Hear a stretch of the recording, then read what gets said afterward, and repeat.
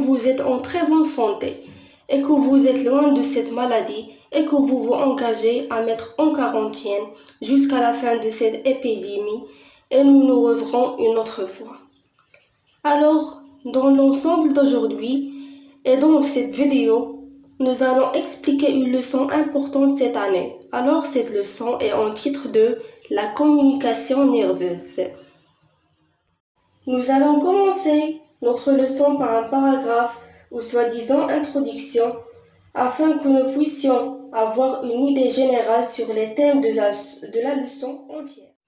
Donc, c'est l'introduction. Le système nerveux chez les animaux assure la fonction de relation. Grâce à lui, l'organisme est tenu informé des différentes modifications de son environnement externe et y réagit par des comportements adaptatifs. Comme tout système organique, le système nerveux est constitué de cellules différenciées dont la structure est adaptée à leur fonction. Nous avons terminé notre première introduction, mais nous ne comprenons toujours pas le contenu général de la leçon. Nous allons donc le simplifier davantage avec un schéma facile à comprendre. Et la complexité du comportement est liée au développement du système nerveux. Les organes sensoriels reçoivent des informations, bien sûr, qui sont traitées par le système nerveux et permettant d'avoir des perceptions de notre environnement. Ces informations sensorielles sont tout et capables d'engendrer les actions qui s'expriment à travers la motricité. Alors, brièvement, le système nerveux de l'homme est un système composé de deux parties, centrale et périphérique. Alors, qu'est-ce que ça veut dire centrale?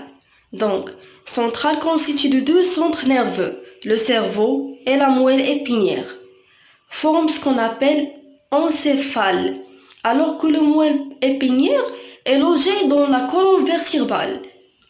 Alors, un système nerveux périphérique se compose essentiellement de deux types de nerfs. Premièrement, crânien, qui permet la connexion entre le système nerveux central et les différentes parties de la tête, du cou et des organes internes. Deuxièmement, les nerfs rachidiens, qui arrivent une part de la moelle épinière signèrent à la chemin en informations qui va vers les muscles, la peau et les articulations. Donc, les deux questions principales qui se posent sont: quelles sont les propriétés des fibres nerveuses? Deuxième question: quelle est la nature des messages nerveux? Donc, après avoir appris le contenu principal de la leçon, nous allons maintenant en apprendre davantage sur les activités les plus importantes que nous étudions en détail. Donc, ces activités sont de l'activité électrique d'un nerf. Deuxième activité, conditions nécessaires pour la réponse nerveuse. Troisième activité, nature et naissance du message nerveux.